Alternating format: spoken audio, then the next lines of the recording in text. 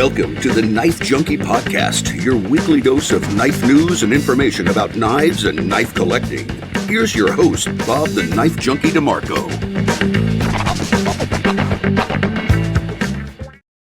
Welcome to the Knife Junkie podcast. I'm Bob DeMarco.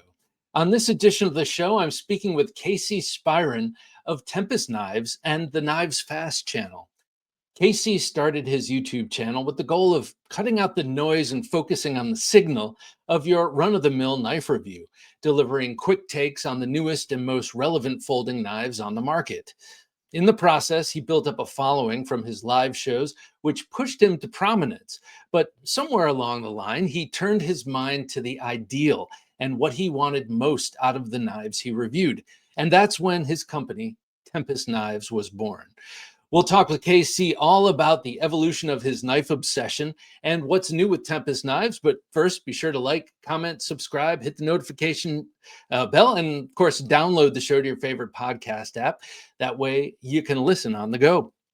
Also, if you'd like to help support the show, please share it, or you can go to Patreon and join us there. Become a Gentleman Junkie. Save 12% when you get a whole year for free. You can scan the QR code on your screen or join right here on YouTube.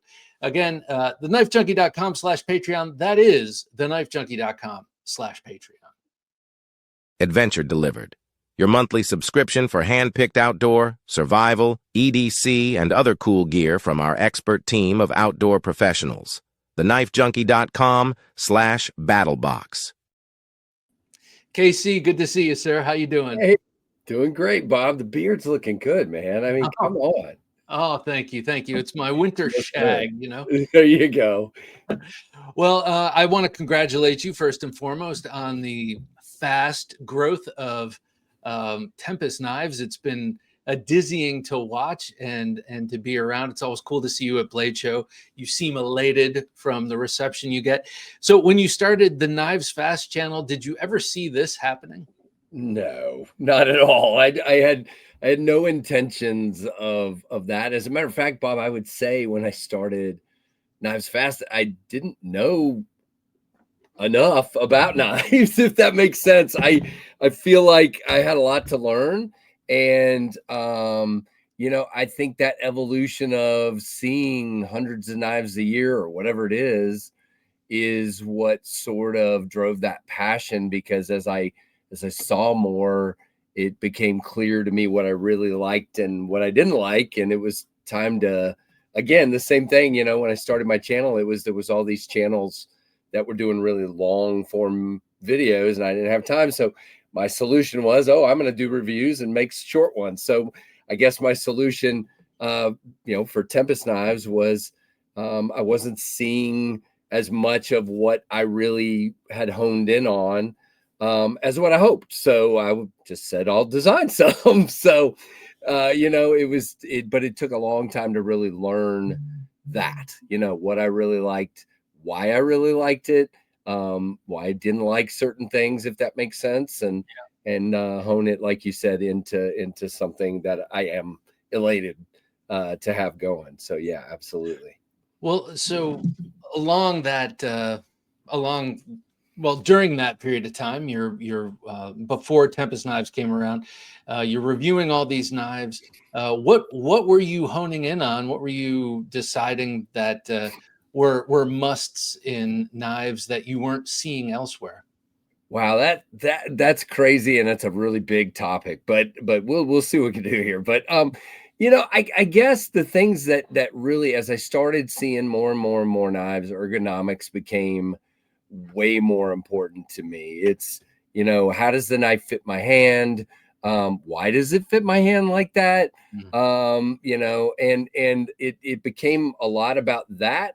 And then it became just about certain shapes I liked and the types of clip and the types of lock. I mean, I'm a frame lock, liner lock guy, mostly liner locks. You'll see most of the Tempest Knives are inset or nested liner locks and things like that. It's just kind of honed in on the things that I really liked. But yeah, ergonomics is a big one. And that's why the majority of my knives, not all of them, but the majority of my knives are contoured in some way on the handles, just because I enjoy the way they fit my hand. If that makes sense. Yeah. So do you think that, or did you think leading up to making your own designs, that people weren't designing knives? They were designing knives more on looks and less on feel and usability?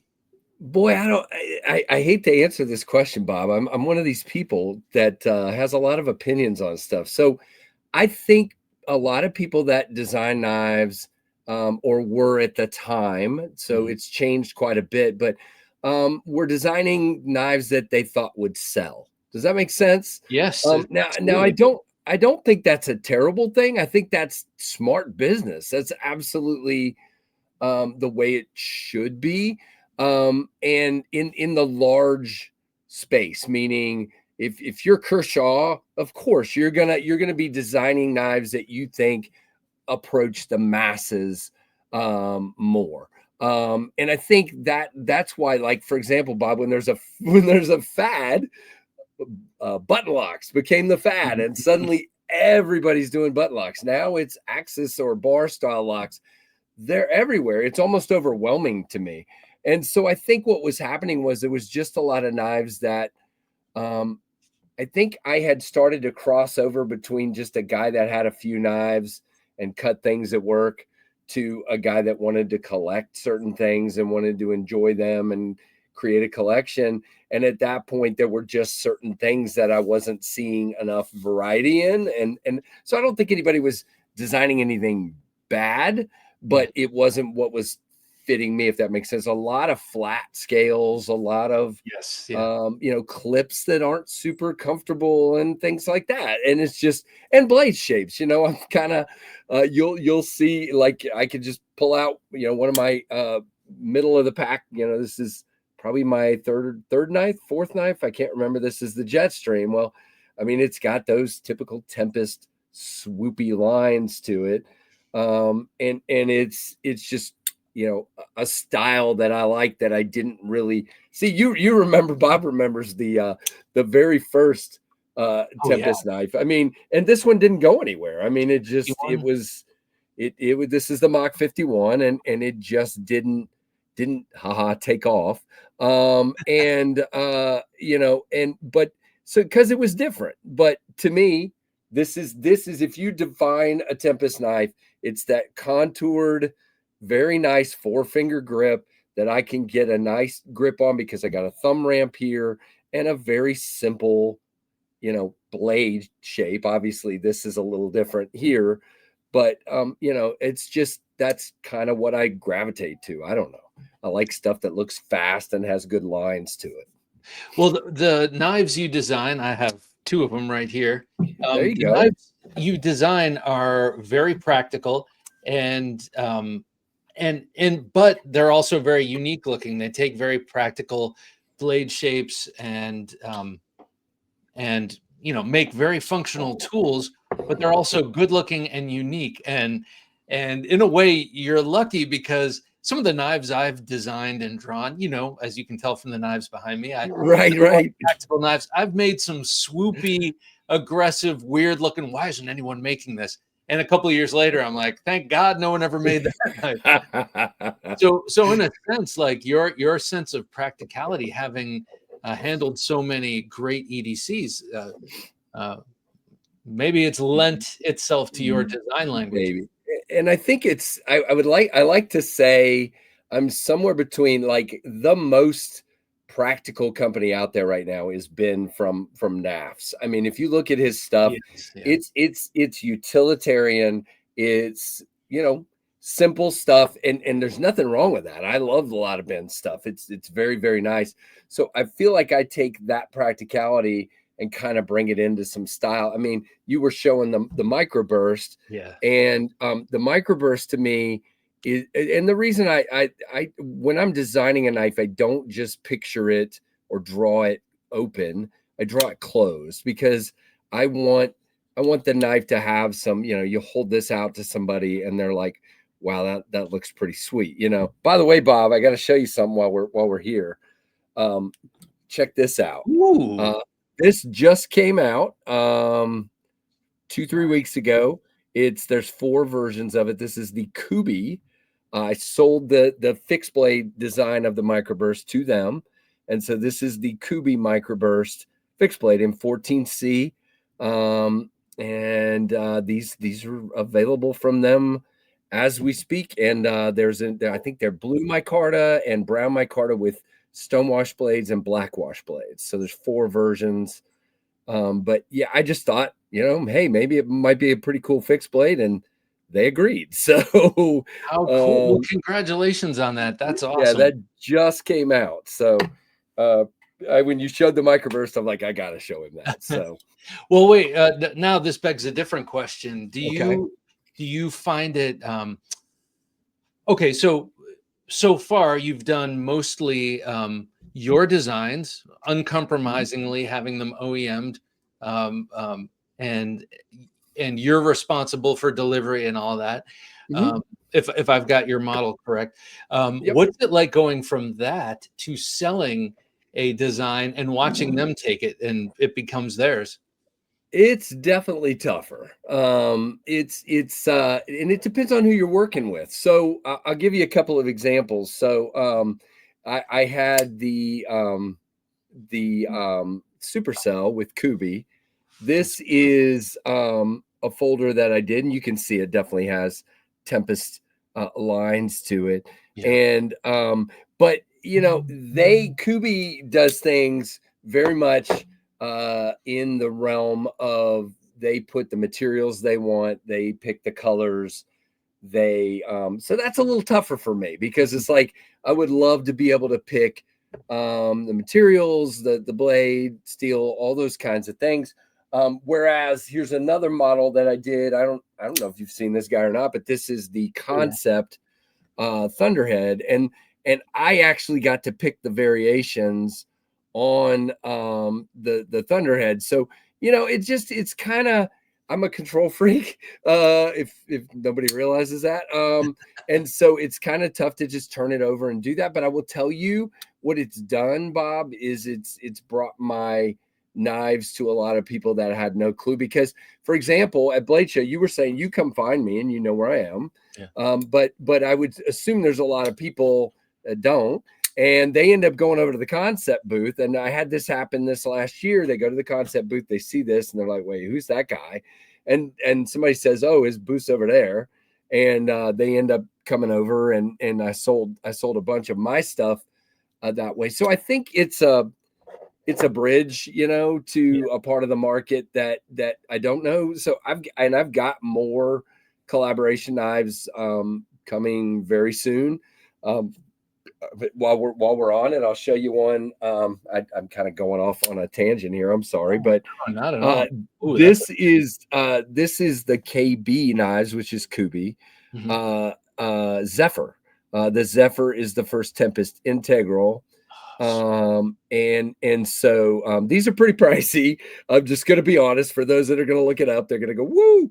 There are codes and things like that out there, but just gives you an opportunity to maybe do things. For example, I don't know that I would do a Tempest integral simply because they're very, very pricey. And I don't know how well I would sell them. So if that makes sense. Yeah, it sure does, man. That's beautiful. Thank you. And it's you can see your signature lines in it, but it's also a little bit of a departure from yes, sir. Tempest. Now there is going to be a standard version of this, so it'll be just a sandwich construction version with inlays, and they're going to be coming out with that fairly soon as well. So they just asked, hey, could we turn this into an integral? And I'm like, yeah, I'm not gonna turn that down. And it's really well done. I mean, they did a pretty fantastic job with it. Well, let's talk about this one since you have it out. Yes, sir. Let's look at first of all, flip it around. The lightning holes that you said are inlays on the sandwich construction. Right. Version. Is there any significance or symbolism in that? No, Originally it was drawn by me as a standard knife, not as an integral. When they did the integral, they said it was coming up a little heavy, and they asked me if I minded if they did some speed holes. And they drew these out, and I said, you know what? Let's go with it. That's pretty cool. I mean, I would have just done holes, and I was actually thinking about like small to large, like having a large, if there were this like large hole and then small on either side. Right. And then when they showed me this, I was like, yeah, we're just gonna go with that, because it kind of gives it that playful kind of, almost like video game vibe or something. I don't know if that's what they were going for, but it looks like a language of some sort. Yeah, that could be true. Yeah. That's really So cool. no, it was literally to give it some weight reduction. It's already in this form. It's a 8.3 inch knife, so it's already a 5-ounce knife. And if you didn't do that, it's probably more like 5.5, 5.6, something like that. It's just trying to control weight. That's what you're trying to do. So that blade is about 3.5. Yeah, you asked me this. And, Sorry. that's the other issue about having so many knives out there. It's like, yeah, so the cutting edge is 3.5. The blade itself is about 3.75. Just that's the bad part about having so many knives. Is like sometimes people ask me, and I'm like, And when I used to do everything was either 7-inch knives or 8-inch knives, I used to immediately be able to say, yeah, that's what it is. But now I've done all kinds of different sizes. Like the Tornado I was showing is well, no, I haven't showed the Tornado yet. Yeah, so we'll get to that in a minute. Okay. Well, I have it written down here, Tornado. But before we go to that, yeah, I'm early. Let me ask you this. Well, first of all, you said that things have changed since you first started designing knives, and I know that things change pretty quickly, and tastes change, and what people are 100%. obsessed over. What has changed in the period of time since you designed your first knife? Wow, that's well, okay. So if you take the Mach 51, that was a premium knife. This was going to be like I don't even remember, like a $300 knife, I think. And so when that didn't go well, I went to the Pinion, which was the budget knife. And I guess in this day and age, if you're going to play in the budget space, you got a lot of competition. So you've got Civivi, you've got CJRB, you've got Vosteed and Kaiser, and you've got so many folks playing in that budget Syncut, as well. You've got so many people playing in that space that it occurred to me, and people, immediately, Bob, people were like, oh, we need a titanium version of that. We need a titanium version of the microburst. They still ask me about that. And so it became, wow, maybe I should think more premium. And so what happened is like I said, we went to the Jetstream, but what I did with the Jetstream is it's 154 CM and titanium. And so this was able to be like a $140 knife. And so I kind of settled, in that the majority of my knives right now are in that 140, 150, 160 range. That's a good range. And that kind of seems like, so when I say it changed, I think my mindset changed of who Tempest should be. Now we did the Fractus, which was a $200 knife. So we have played in the higher end of the pool, but not way up there. Like some of these companies have done. I've got some coming that are going to be a little more high end, but I think where my bread's going to be buttered, if you will, is going to be that 150 range. If that makes sense. Ben Belkin has talked. We've talked a lot on the show about Jack Wolf Knives, and how he's diversified into absolutely. And I love. I mean, he's one of the best businessmen I've ever met. Let alone knives or whatever he's doing. I would imagine he'd be super smart guy. Yeah. Yeah. He commented last time he was on the show about how he found it easy, not easy, but it made sense for him to start high end with the slip joints and then start introducing going down market from there. Have you found any difficulty in switching spots in the market?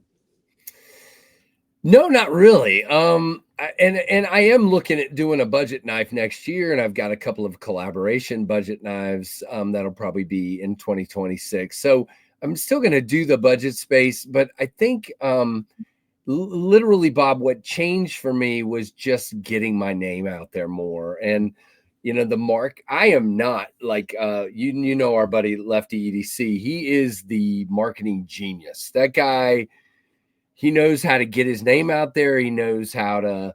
I'm not that guy. I do a channel. I'm very no nonsense. I'm not like in your face, that kind of thing. I'm very and so it's a little more difficult for me. So it just took more time for Tempest, I would say, and it took those collaborations.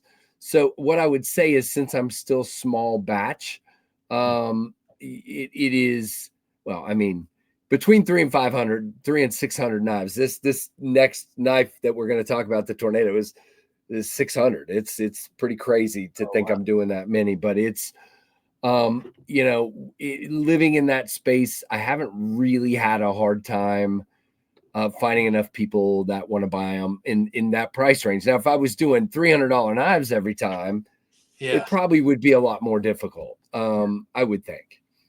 I feel like, and this is in no way minimizing the amazing work that Ben has done, but in a sense, making modernized and updated versions of knives that people are already familiar with, the Barlow, right, the swayback, that kind of thing. The almost equal end. Yes, sir. Or the equal end almost has a built-in audience just waiting for something premium. 100%. Whereas you are starting from a different kind of scratch. He started from scratch too, but it's a different scratch. You're introducing people to your design language, and you have your name, Tempest Knives, and you have a whole theme, which I think is great. Because I could see how it could be difficult from knife to knife, floundering around. I'll call this one, the ass kicker, and this one's the assassin. This one's but I love. It's ridiculous, yeah, and it's much easier with a theme, yeah, absolutely. And you locked in on such a great theme too. And it happened. I told you last time. It happened so weirdly. It was just we're sitting on the beach, we're trying to come up with a name. We kept shooting down everyone, and my son was looking at Storm, and I said, there's a Tempest to brew, and he goes, that's it. And I'm like, and I love weather. I always talk about storms. I mean, I used to in the very loose sense of the word, sort of chase storms a little bit. Not like crazy guy, like with a camera, just chase it and watch it, and not get real close. I'm not a psychopath. So, but I'm just fascinated with weather and always have been. So it just, as soon as he said, Dad, that's it, I'm like, oh, crud. What did I think of that? And then we all sat there for an hour talking about a list of names that could be on knives within the theme. And it was just like, okay, this is going to work. So there's a few I've had to stay away from because other people already had them. But other than that, it's been really, really easy. And they all have a formidable sound to them too, I love every time I show off the Thunderhead, people are like, Thunderhead, everybody wants to say. And plus it makes such a crazy sound. It's got that ting to it, and then you just say Thunderhead, and it's just like it's fun. Well, since we're on the Thunderhead, let's talk about this for a second, because yes, sir. Because in my knife collecting, here's a little preface. In my knife collecting, I started off fixed blades, spent a long time obsessing about folders, but over the past few years, I've just kind of naturally drifted back towards fixed blades and a lot of custom fixed blades, just given the my taste and the people I interview,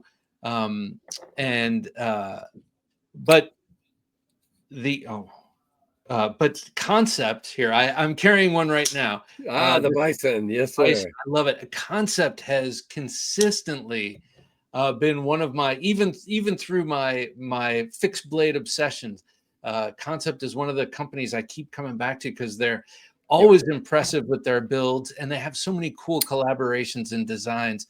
Tell me a little bit about working with Concept, and did you design the Thunderhead with Tempest in mind?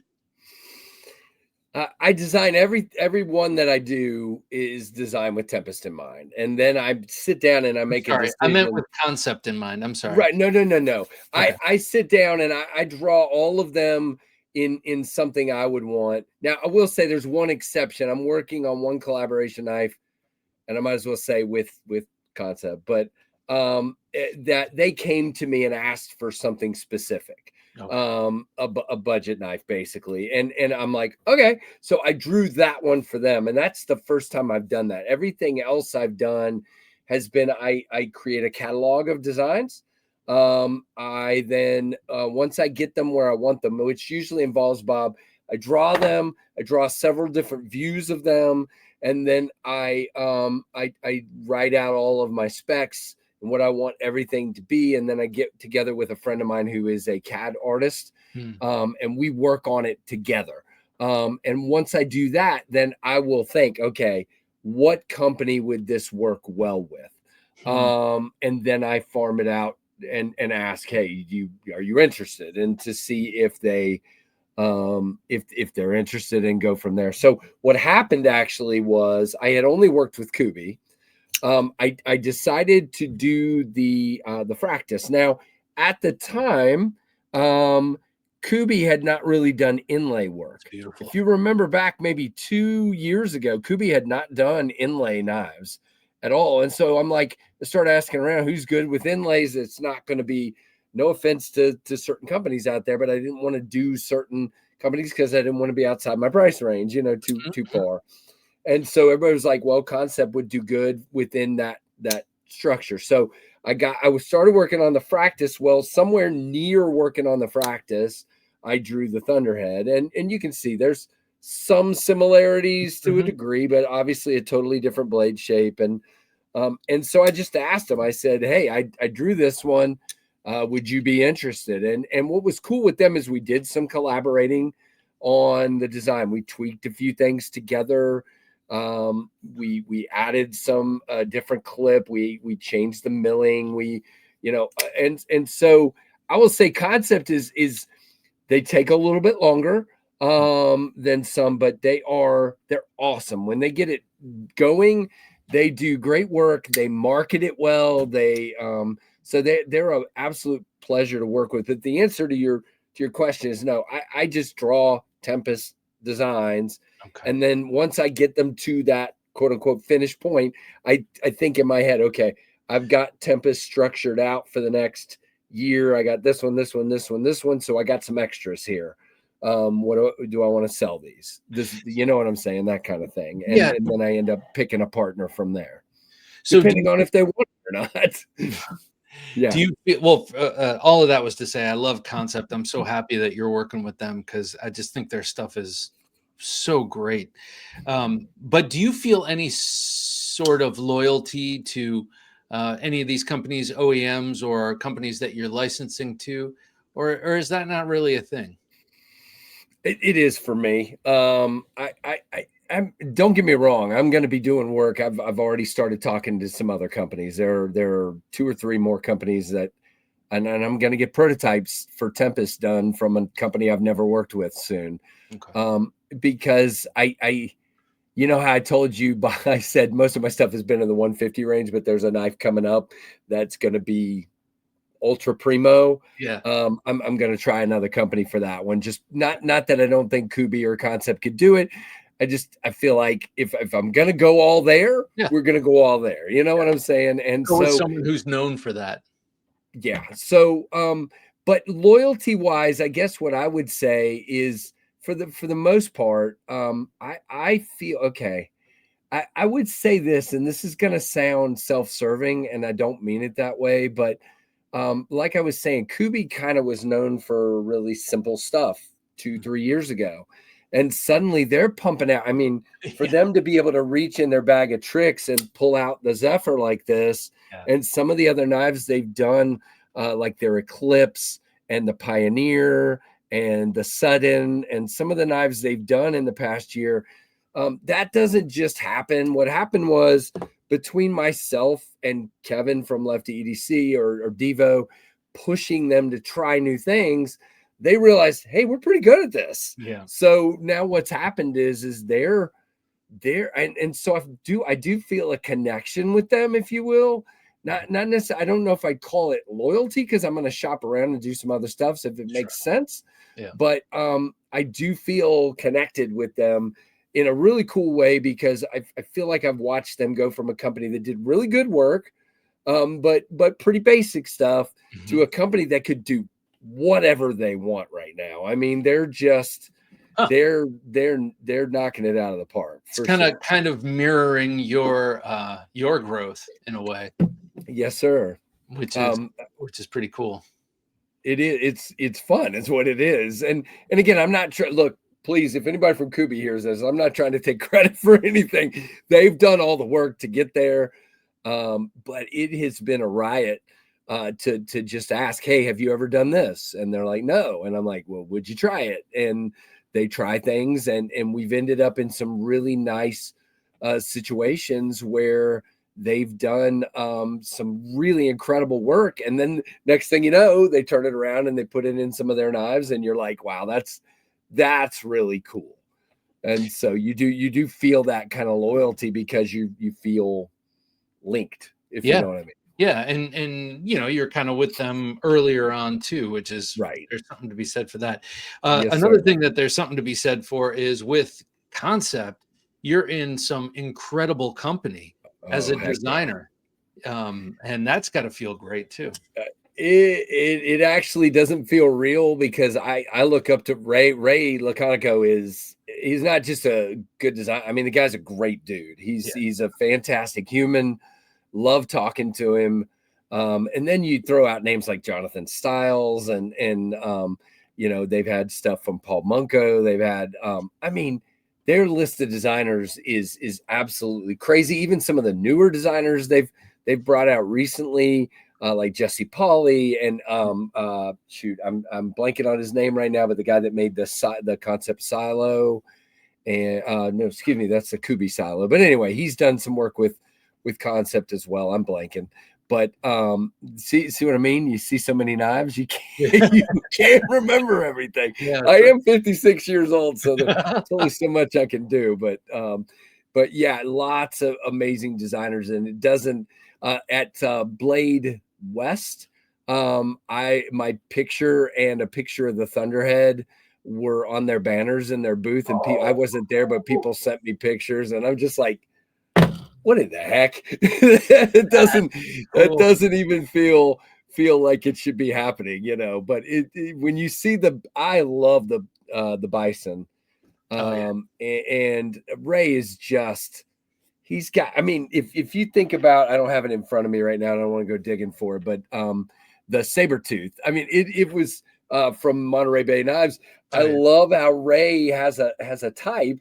But then all of a sudden he breaks out of his type, and you see this crazy knife, and you're just like, wow, okay. So, again, it's that I just look up to Ray so much, and it pushes me to see his work. So that is very cool. He does. You're right. He does have a type. He has like, I don't know.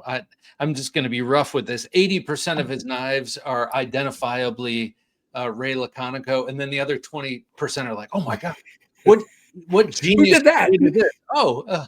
It's him. Well, his style that he's known for is pretty simple. It's drop point, it's a neutral handle, and you see the Bison, and you're like, who did this? Seriously, when I got it, they sent it to me. Concept sent me one, and I'm like, wait, who designed this? And I looked it up, and I'm like, there's no way. Must have been a fever dream. Yeah, that and like I said, the Monterey Bay Sabertooth is in that category as well. It's just an angry looking knife, and it's like you're used to like the Easy C and the Old Guard, and they're very like a kitty cat. You can pet Yeah. them, and that thing looks like a mean dog, Yeah. It's like, okay, all right. Yep. All right. Very cool. Before we get to the tornado, because I want you to show that off, I want to talk about Yes, it. sir. But I have a question from before that I think you could answer it for me. In the last, say, I don't know, 5 to 8 years in knives, or however long you've been in it, let's say, how much of the popularity of knives, because we've seen it explode. It's not as popular as guns or bicycles or other things, but we've seen the popularity of knives and knife collecting explode. How much, in your opinion, is that due to things like fidgetiness and lock type? You were talking about bar lock and button lock, and as trends and as but to me, there's a lot of visceral joy in opening and closing a knife. We all get that fidget factor. How much do you think is that responsible for the growth in the knife industry, and does that have a diminishing return effect? Interesting. I don't know about the diminishing return part. Let me think about that. But I honestly believe there's a few things. Number one would be like you said, the fidgetiness. We've gone from a place where a knife was a utilitarian tool that you pulled out, made a cut with, and put back in your pocket. Or if it was my dad, peeled your apple, wiped it off with your handkerchief, and then put it back in your pocket. If you know what I mean. But now it's exactly that. You've got that a couple of things. I think it's important to not just hang up on the fidgetiness, but it's the show and tell factor, is what I like to call it. So it's for example, sorry, I had to reach over here, but this is the knife that came out earlier this year, the downdraft. And it's this stuff. It's camo carbon.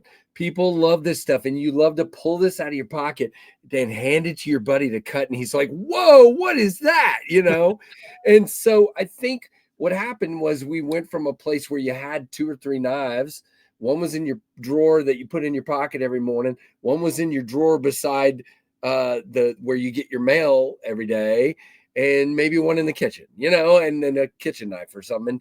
And now we're at the point that people are collecting these because it's that enjoyable, almost status thing of the collection of, I can carry a different thing every day and post it on social media, and I can hand it to my friend or show it to my friend. And I think so. I think the answer to your question is that. Now, the diminishing returns part, I think we're going to reach a point where we've done it all at some point, if that makes sense. I think you can only reinvent the wheel so many times. So I think eventually we'll reach a point where the saturation will have to go down a little bit. But I don't think new handle materials, new steels, new lock types, I don't think that kind of stuff is going away. I'm reviewing a knife right now from a company called Knives, and they've got this brand new lock called the pinch lock, and it's super cool, and it works really well. And it's like having 2 detents on either side of the blade instead of one, and 2 lock bars in front of the blade instead of one. And you're like, right. Wait a minute, what the heck? And so I think to some degree you're right. I think we'll see a saturation of some of this stuff, and eventually, like stuff like this 80s camo carbon. Some people love it, some people hate it.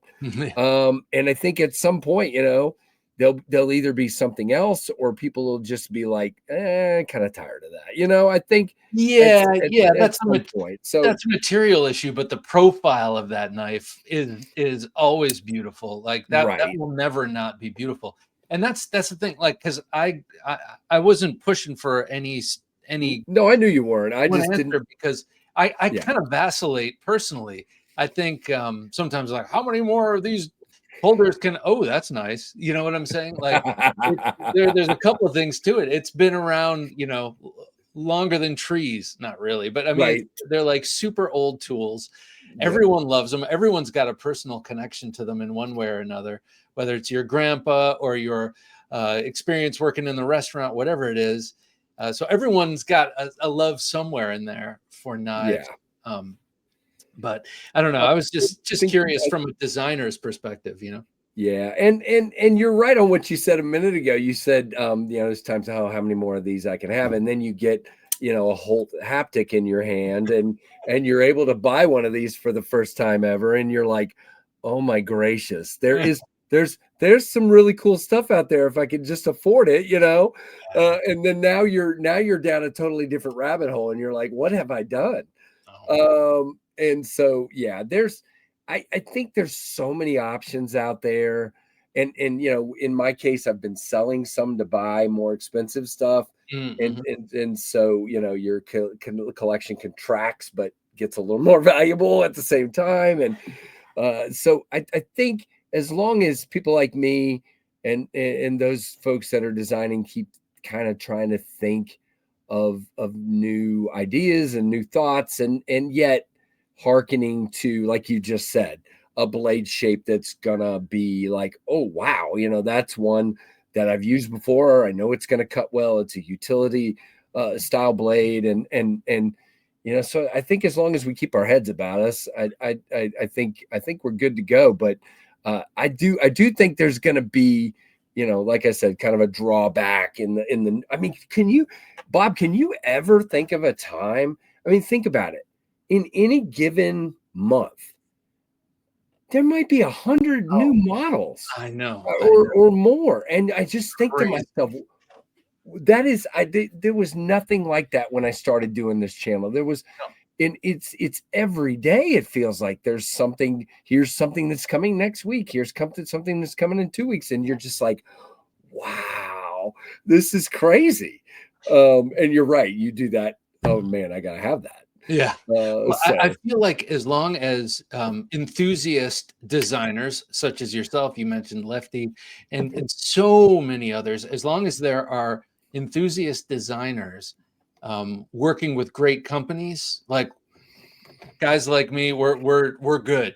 We're taken care of. When it becomes a just another task for an industrial designer to make another knife, then it starts to lose its soul. But I kind of feel like there's no telling where this spiral ends if people like yourself are still like engaged and designing knives from an enthusiast perspective. Yeah, I keep asking myself how many more things I can design and not have one look like the last one, and they all hearken to each other. They're all like in the family, if you will. Yeah.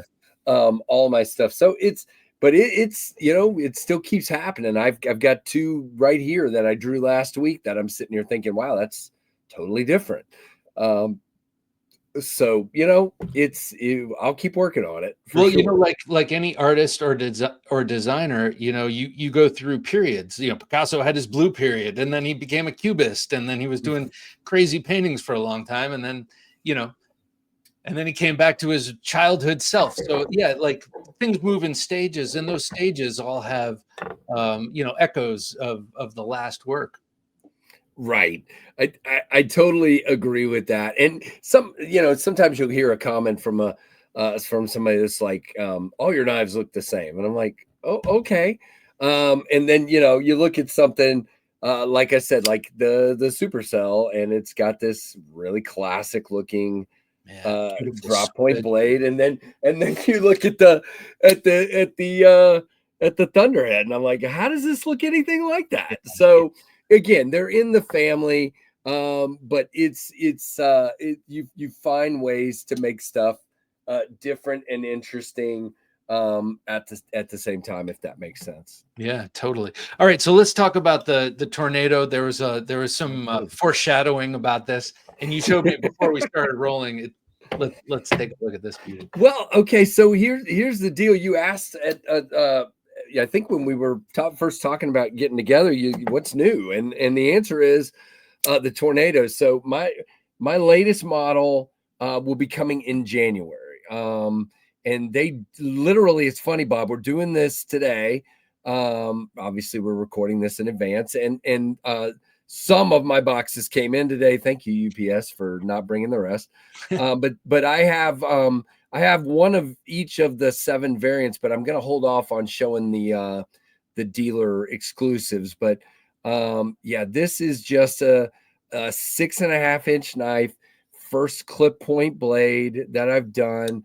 Very contoured scales on this guy. You can flick it real easily. It does have the low profile back flipper that I like to do. A little different shape this time, but it works like a charm. And there's a bunch of versions. I'll tell you, I always try to do some firsts in a run, and this run's first. It is a black PVD coated handle with man, I'm sorry about the focus. And bronze accents, but this is the first DLC coated black blade, and what you get there is you get that belt satin underneath that DLC. And I just think, I don't know what it is about this one. This thing just looks absolutely killer. I wish I had made more of these. I was seeing, when I saw it today, I'm like, oh my goodness. But there's a bunch. There'll be camo carbon versions.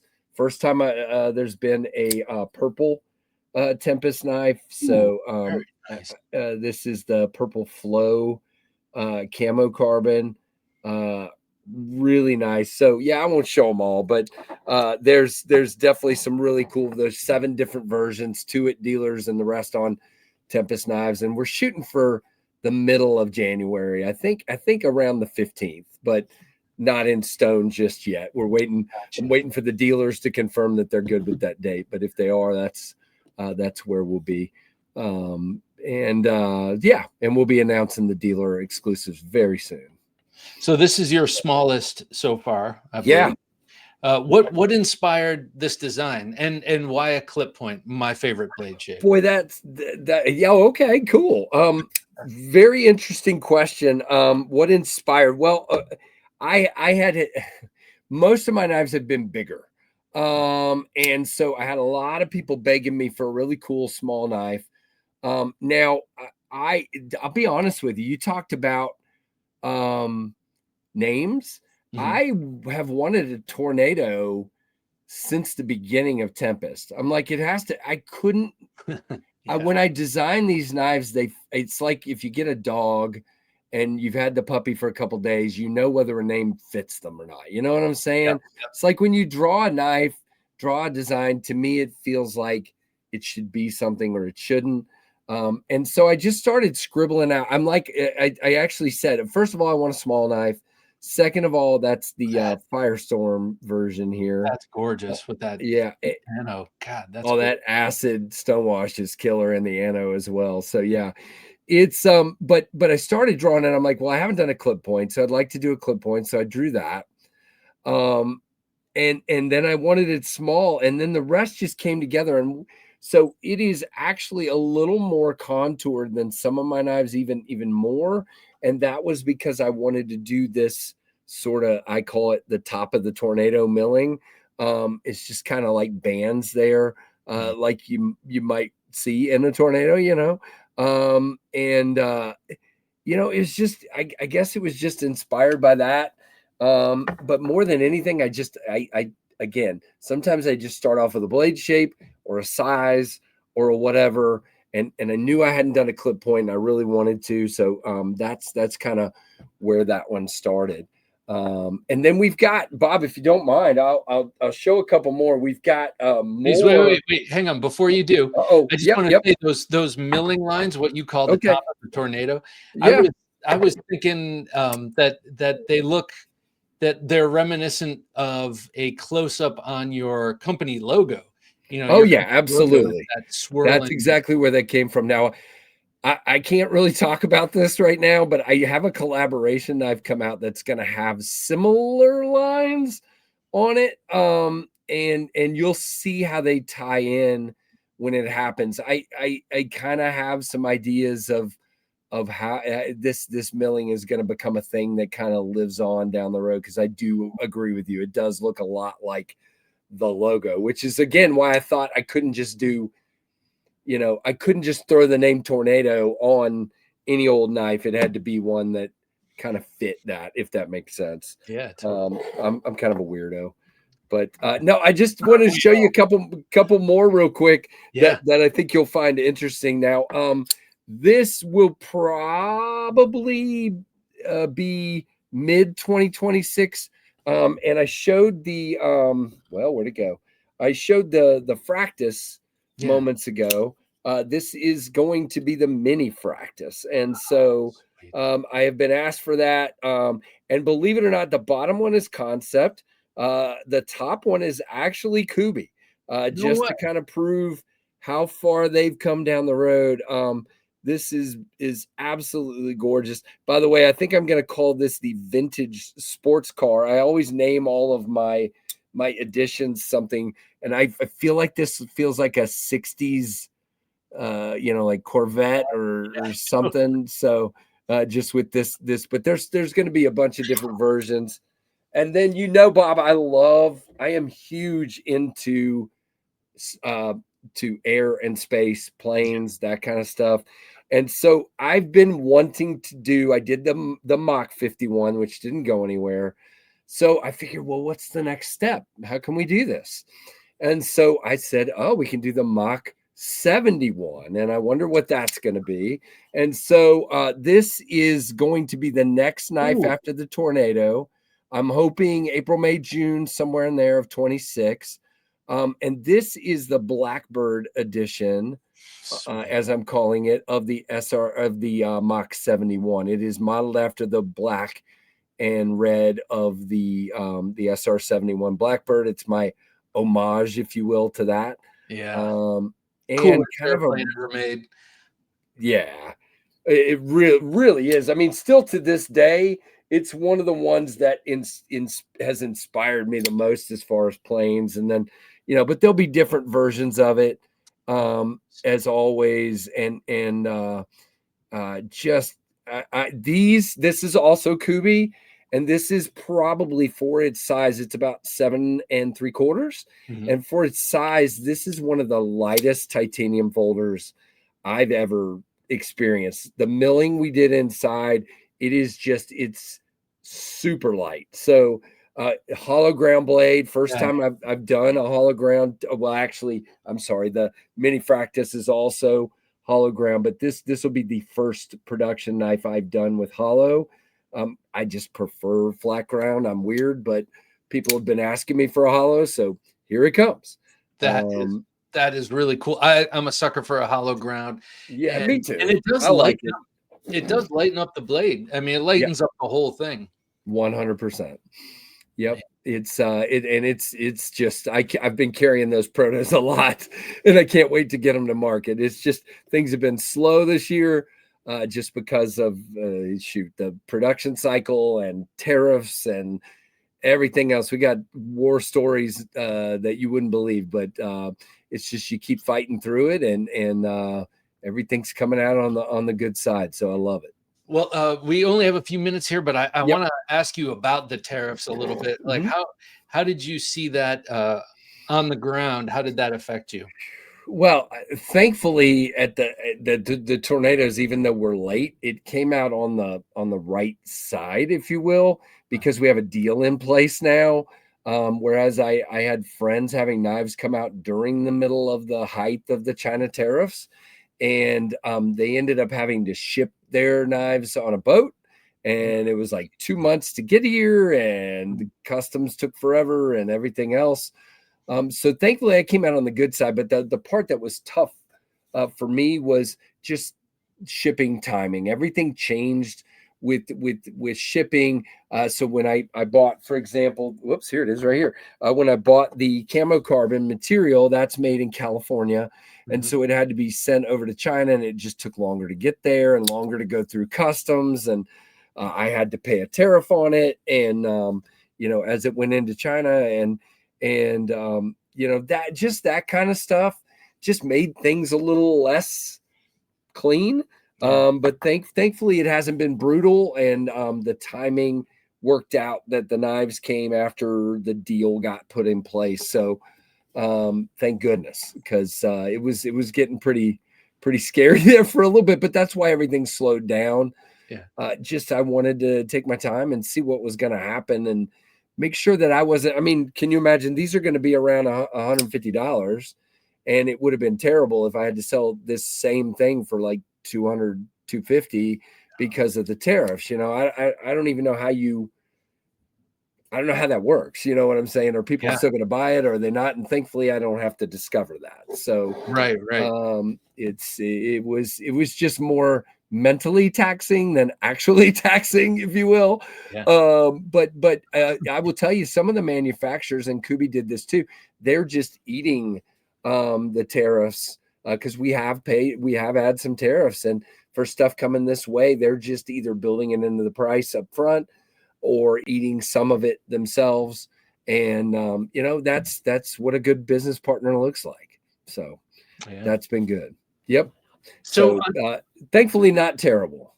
On your end of things, on the operations end of things, this is something I've always wondered, and I guess I haven't really asked you or others in a similar position, but you receive all these knives and then you ship them. You are the company. I mean, we talk a lot about who makes this, and that's Right. super important, but who designs this and who ships this is also, you know, you're bookending the manufacturing process. Well, I think that's why I'm sorry, I didn't mean to cut you off No, there, but no. I think that's well, I don't know if you want to get into this topic, Bob. This could be a whole podcast to itself, but you hear a lot from American manufacturers about those of us that use Chinese manufacturers and we're taking money out of America. And I would beg to differ with that. My stance on that is yes, I'm sending money to China. I am, and I would love to find an American manufacturer that would work with me, period. And second of all, would work with me and price things in such a way that it would make financial sense. Right. But I think what I would like to say is, if you think about it, so let's take the Tornado for example. This is 154 cm steel. Bob, where's that steel made? Pennsylvania or New York? Yes. Okay. It's New York. This is camo carbon. This is made in California. I have myself and my family, which is a business, and so American money coming into America. I have 2 dealers on board. For example, my last knife to Downdraft, we had Blade Binge on board, and they are an American company. So that's money staying right here. And who knows? I mean, there's other parts in here that I'm sure. As a matter of fact, I'm working on a knife right now where with the steel we're working with, they had to get American sanding discs to be able to grind the steel. And so it's, I guess what I would say is, yeah, I mean, there is a small portion of the money that is going to China, but there's a portion going to me, and I'm shipping through American companies, and I'm buying boxes from Uline and, you know, tape from an American company. So there's plenty of this money that people are spending staying right here. Well, not only that, but if it weren't for Tempest Knives or a company like yours, that money wouldn't be generated at all for anyone. Correct. So the fact that some of it's going to China, you know, that's a part of it, but it's a small part of something much bigger. It's just an interesting topic because I hear that a lot, and man, we could get into, you know, the different misinformation that tends to be out there in that realm, but we won't. Well, you know, we'll save that for another day. iPhone made that you're leaving that comment on or with, you know, like. I love American knives. I got a lot of them. And I review a lot of them and I love them. And I would, like I said, I would love to do some collaborations with American companies. I'd love to do OEM work with American companies down the road. But I think it is important to remember, like you said, that, you know, it's an American guy sitting here with a dream, drawing this out, trying to turn it into something. And the best part, people, you know, look, I do make money off of this. I'd be stupid to do this and not. But can you imagine today, Bob, cutting open a box and something you designed, something you came up with, you get to pull it out of a box and realize, wow, This is real. I designed this. I came up with this. I spent blood, sweat, and tears trying to make this happen. And here it is. And, you know, that's an incredible feeling. When I was opening the boxes, my wife's just like, you're like a little kid. And she's laughing at me and picking on me like, boy, you get more excited about that than you did, you know, the day we got married. I'm like, no, that is not. I get to live that joy every day, honey. That is not true. Exactly. That is not true. But it's incredible. And again, the support I get from people, you know, it's just, it makes you, it definitely makes you feel good and keeps, you know, because there are, like you said, there's times where I'm just like, man, this stuff is tough. Do I want to keep this going long term? And then you see, you know, like you said, the reactions and the comments from people on my KnivesFAST YouTube channel. And then you see, you know, the comments and the people posting your knives. And I'm sure you get it like on a Thursday night, people saying I'm carrying the Tempest this or the Tempest that. I mean, that's crazy. Yeah. It's crazy. I don't think I will ever get over that feeling of I just can't believe that. You know, well, that knowing something I came up with. Knowing your background, you're obviously a creative guy, but to see something go from 0 point energy or whatever, just to go from 0 to a knife in every pocket has got to be something really intoxicating. Before I let you go, KC, let everyone know how they can A, keep up with you, and B, find out what's newest with Tempest Knives and how to get your knives. Perfect. So I would suggest I'm going to be posting, like I said, the middle of January, the tornadoes are coming and other stuff. I would just say two things. If you're on Instagram, go to Tempest Knives us.com. Yeah, there's the US because there was already somebody with Tempest Knives on Instagram, but Tempest Knives US at Tempest Knives US. And then obviously KnivesFAST. Just watch my, check out my YouTube channel because I'm going to be doing videos on these knives and talking about what's coming and where they're going to be and what the price is and what the composition is. And then I have my website has been refreshed. It's tempestknives.com. And if you go there, you can sign up for the newsletter, and I'll be sending out a newsletter saying, hey, knives are coming. And so that's probably any of those ways. But like I said, whatever's most convenient for somebody. I got a big mouth and spread it around everywhere. So amen. Gotta do that. Hey, Steve, thank you so much for coming back on the show, man. It's been great talking with you. I love being on here with you, Bob. Thank you. All right. You got it. Take care. All right. Ever visit the knives online in the hopes of satisfying your need to possess them in the real world? Then you have a problem. You are a knife junkie. There he goes, ladies and gentlemen. KC Spiron of Tempest Knives and the KnivesFAST channel. Also, he's got some great lives. Be sure to check those out and keep up with him at tempestknives.com. All right, for Jim working his magic behind the switcher, I'm Bob DeMarco saying until next time, don't take dull for an answer. Thanks for listening to the Knife Junkie podcast. If you enjoyed the show, please rate and review at reviewthepodcast.com. For show notes for today's episode, additional resources, and to listen to past episodes, visit our website, TheKnifeJunkie.com. You can also watch our latest videos on YouTube at TheKnifeJunkie.com/YouTube.